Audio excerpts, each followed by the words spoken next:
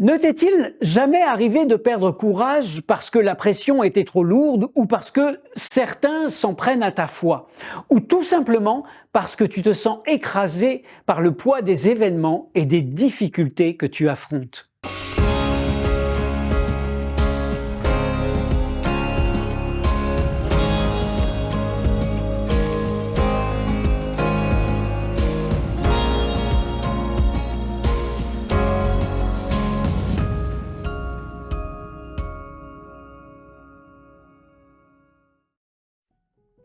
C'est ce thème du courage dont nous parle le texte de 2 Corinthiens 4, versets 1 à 15.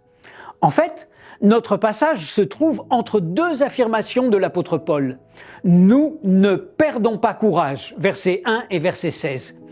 Peut-être me diras-tu que c'est plus facile à dire qu'à vivre. Prenons le temps de voir sur quoi s'appuie Paul pour nous parler de cette foi qui s'exprime contre vent et marée. En fait, si Paul évoque des obstacles et des difficultés, il va aussi rappeler ce que Dieu a fait, ce qu'il fera et ce que cela produit dans nos vies.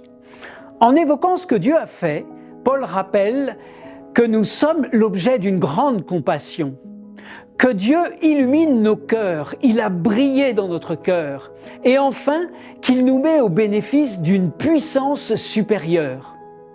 En parlant de ce que Dieu fera, Paul évoquera que Dieu nous réveillera avec Jésus et nous fera asseoir en sa présence. Ma foi, ta foi est ancrée dans ce que Dieu a fait, ce qu'il fait et ce qu'il fera encore.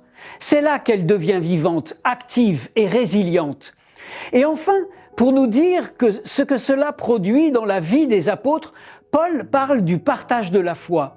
Nous proclamons, verset 5, du témoignage de cette foi. Nous rendons manifeste la vérité, écrit Paul, verset 2. Impossible de séparer nos paroles de nos actes.